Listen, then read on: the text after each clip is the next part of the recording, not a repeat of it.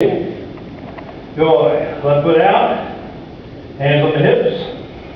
The hips are straight, just like you're walking down the street this way. Shoulders, we're going to turn 45 degrees.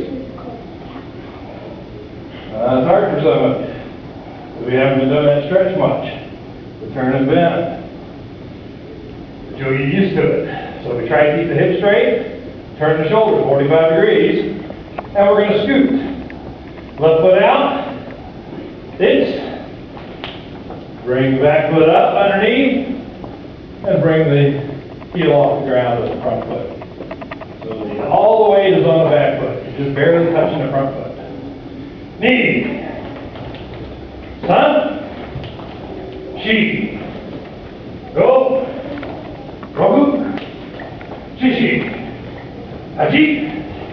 Ku. Ju. Turn around. Right.